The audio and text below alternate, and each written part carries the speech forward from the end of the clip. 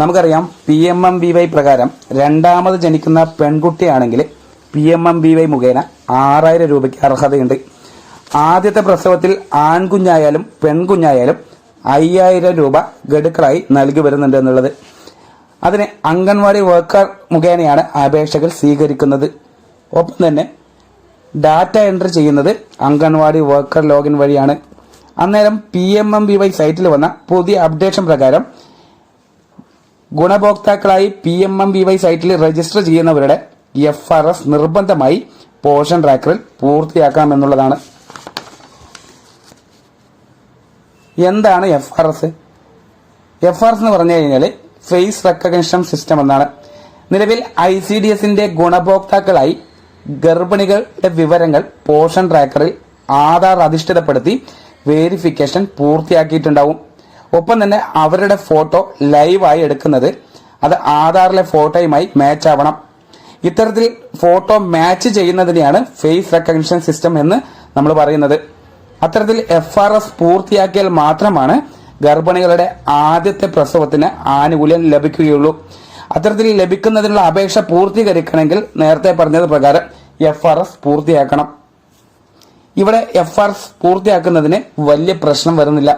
കാരണം ആദ്യത്തെ പ്രസവത്തിൽ നമ്മളെ ഗുണഭോക്താക്കളെ പോഷൻ ട്രാക്കറിൽ LMP മുതൽ ആ 9 മാസ കാലയളവിലും നമ്മൾ അവരെ സൂക്ഷിക്കുന്നുണ്ട്. അതായത് പോഷൻ ട്രാക്കറിനകത്ത് ആധാർ അധിഷ്ഠിതമായിക്കൊണ്ട് തന്നെ ആ 9 മാസവും പ്രസവം രേഖപ്പെടുത്തുന്നത് വരെയും അവർ നമ്മളുടെ പോഷൻ ട്രാക്കറിനകത്തുണ്ട്.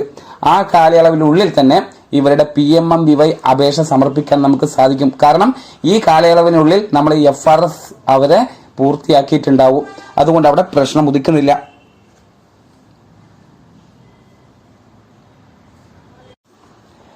എന്നാൽ രണ്ടാമത് ജനിക്കുന്നത് പെൺകുട്ടിയാണെങ്കിൽ അവർക്ക് ലഭിക്കുന്ന 6000 രൂപ കിട്ടണമെങ്കിൽ ആദ്യത്തെ പോലെ തന്നെ അപേക്ഷകൾ ഡാറ്റ എൻട്രി ചെയ്യേണ്ടതുണ്ട്. അന്നേരവും ഈ FRS ആവശ്യപ്പെട്ടുകൊണ്ടുള്ള നിർദ്ദേശം PMMVY സൈറ്റിലുണ്ട്.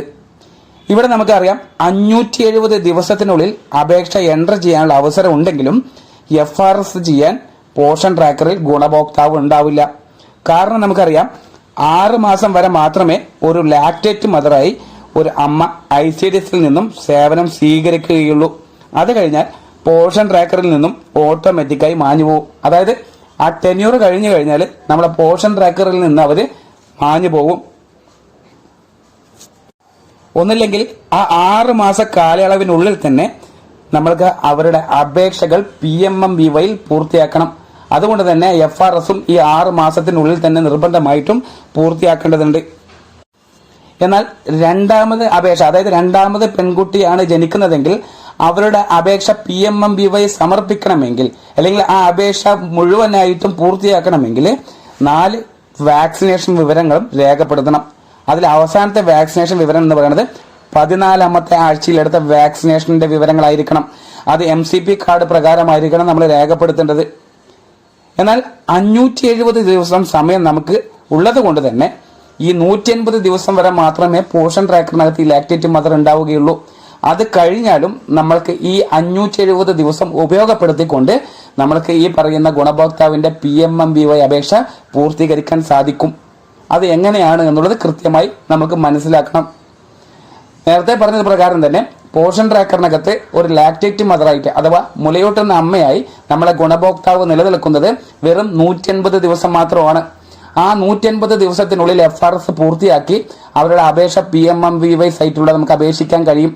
എന്നാൽ ആ സമയത്തിനുള്ളിൽ നമുക്ക് ഈ PMMVY അപേക്ഷ സമർപ്പിക്കാൻ കഴിഞ്ഞില്ല എങ്കിലും നമ്മൾക്ക് 570 ദിവസം വരെ സമയമുള്ളത് കൊണ്ട് തന്നെ നമ്മൾക്ക് ആ ദിവസങ്ങളിൽ പൂർത്തിയാക്കുന്നത് എങ്ങനെയെന്നുള്ളത് കൃത്യമായി അറിയുക.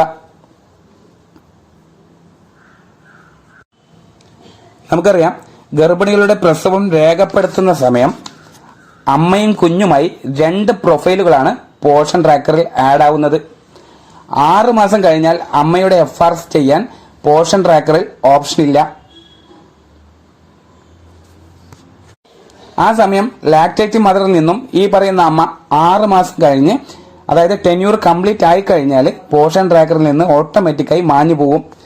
അതേസമയം നമ്മൾ ഒരു പ്രസവം രേഖപ്പെടുത്തി കഴിഞ്ഞാൽ ഉടനെ തന്നെ രണ്ടാമത് വരുന്ന പ്രൊഫൈല്, അതായത് 0 മുതൽ 6 മാസം വരെയുള്ള ഒരു കുഞ്ഞു കൂടെ നമ്മൾക്ക് പോഷൻ ട്രാക്കറിൽ ആഡ് ആവുന്നുണ്ട്.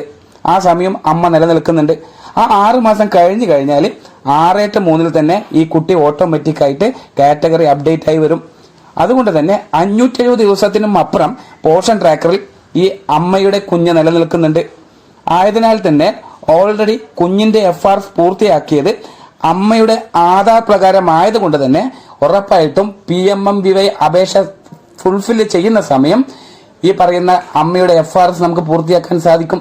കാരണം അമ്മയുടെ ആധാർ കാർഡ് ഉപയോഗപ്പെടുത്തിയാണ് ഈ 6-3 കുട്ടിയുടെ പ്രൊഫൈൽ പൂർത്തീകരിച്ചതെങ്കിൽ, ആ കുട്ടിയുടെ FR പൂർത്തീകരിച്ചതെങ്കിൽ PMMVY അപേക്ഷ സമയം നമുക്ക് FR ഉറപ്പായിട്ടും ഒരു തടസ്സങ്ങളില്ലാതെ ചെയ്യാൻ സാധിക്കും എന്നുള്ളത് കൃത്യമായി മനസ്സിലാക്കുക. എന്നാൽ 6-3 കുട്ടിയെ പുതിയ രജിസ്ട്രേഷൻ പ്രകാരം ആഡ് ആക്കുന്നത് ആ കുട്ടിയുടെ അച്ഛന്റെ ആധാർ ഉപയോഗപ്പെടുത്തിയിട്ടാണോ അല്ലെങ്കിൽ രക്ഷിതാവിന്റെ ആധാർ ഉപയോഗപ്പെടുത്തിയിട്ടായിരുന്നെങ്കിൽ നമ്മൾക്ക് ഈ പറയുന്ന ഗുണഭോക്താവിന്റെ, അതായത് രണ്ടാമത് ജനിക്കുന്ന കുട്ടിയുടെ ആനുകൂല്യം രജിസ്റ്റർ ചെയ്യുന്നതിനോ അപേക്ഷ പൂരിപ്പിക്കുന്നതിനോ PMMVY സൈറ്റ് പ്രകാരം നമുക്ക് സാധിക്കില്ല എന്നതുകൂടെ നിങ്ങൾ മനസ്സിലാക്കുക. ഒന്നുകൂടെ ആവർത്തിക്കുകയാണെങ്കിൽ, നമ്മൾക്ക് 6-3 കുട്ടി ഓൾറെഡി അമ്മയുടെ ആധാർ പ്രകാരമാണ് 2-way ഓതന്റിക്കേഷൻ പൂർത്തീകരിച്ചതെങ്കിൽ ഉറപ്പായിട്ടും രണ്ടാമത് ജനിക്കുന്ന കുട്ടിയുടെ PMMVY ആനുകൂല്യം, അതായത് പെൺകുട്ടിയുടെ ആനുകൂല്യം അപേക്ഷ കൊടുക്കുന്നതിന് PMMVY സൈറ്റിൽ അമ്മയുടെ FRS ഒരു തടസ്സങ്ങളുമില്ലാതെ പൂർത്തിയാക്കാൻ സാധിക്കും. കാരണം അമ്മയുടെ ആധാർ ഉപയോഗപ്പെടുത്തിക്കൊണ്ട് തന്നെ നമ്മൾ പോഷൻ ട്രാക്കറിൽ ആ ഡാറ്റ ഉള്ളത് കൊണ്ട്, അല്ലെങ്കിൽ ആ ഒരു ഡാറ്റാ ബേസ് അമ്മയുടെ FRS അവിടെ പൂർത്തീകരിച്ചതായി പോഷൻ ട്രാക്കറിൽ നിലനിൽക്കുന്നിടത്തോളം നമ്മൾക്ക് ഈ അമ്മയുടെ 570 ദിവസത്തിനുള്ളിൽ തന്നെ PMMVY ആനുകൂല്യം തടസ്സപ്പെടാതെ മുടങ്ങാതെ തന്നെ നമുക്കത് പൂർത്തിയാക്കാൻ സാധിക്കും എന്നുള്ളത് മനസ്സിലാക്കുക. ഒപ്പം തന്നെ മനസ്സിലാക്കുക, 6-3 കുട്ടിയുടെ, അതായത് നിലനിൽക്കുന്ന അമ്മയുടെ കുട്ടിയുടെ തന്നെ ആധാർ ഉപയോഗപ്പെടുത്തിയത് അച്ഛന്റെയോ അല്ലെങ്കിൽ രക്ഷിതാവിന്റെയോ ആണെങ്കിൽ ഒരിക്കലും PMMVY സൈറ്റിൽ ഈ ഗുണഭോക്താവിന്, അതായത് ഈ അമ്മയുടെ PMMVY രജിസ്റ്റർ ചെയ്യുന്ന സമയം FRS പൂർത്തിയാക്കാൻ സാധിക്കില്ല. അവിടെ മിസ് മാച്ച് ആണ് കാണിക്കുക. കാരണം അവിടെ അമ്മയുടെ ആധാർ അല്ല പോഷൻ ട്രാക്കറിൽ ഇപ്പോൾ FRS പൂർത്തിയാക്കിയിട്ടുള്ളത് എന്നുള്ളത് കൂടെ മനസ്സിലാക്കുക. അപ്പൊ ഇത്തരത്തിലുള്ള കാര്യങ്ങൾ കൃത്യമായി മനസ്സിലാക്കിയതിനു ശേഷമായിരിക്കണം നിങ്ങളെ ഗുണഭോക്താക്കൾക്കും കൃത്യമായിട്ടുള്ള മറുപടി കൊടുക്കേണ്ടത്. അപ്പൊ രണ്ടാമത് ഗേൾഡ് ചൈൽഡിന് അപേക്ഷ സമർപ്പിക്കുന്ന സമയം ഉറപ്പായിട്ടും നിങ്ങൾ ശ്രദ്ധിക്കേണ്ട വിഷയങ്ങളാണ് ഇതൊക്കെ. ഇതിന് ശേഷം മാത്രമായിരിക്കണം നിങ്ങൾ PMMVY അപേക്ഷകളെ ഡാറ്റ എൻട്രി ചെയ്യാൻ പാടുകയുള്ളൂ. ആദ്യത്തെ പ്രസവാനുകൂല്യം ലഭിക്കുന്നതിന് രജിസ്റ്റർ ചെയ്യുമ്പോൾ നമുക്ക് ഈ തടസ്സങ്ങൾ വരുന്നില്ല. കാരണം നമ്മൾ പറഞ്ഞു, ലാക്ടേറ്റിംഗ് മദർ, ഒരു പ്രഗ്നന്റ് വുമന്റെ രജിസ്ട്രേഷൻ പോഷൻ ട്രാക്കറിൽ ചെയ്യുന്നത് LMP ഉപയോഗപ്പെടുത്തിക്കൊണ്ടാണ്.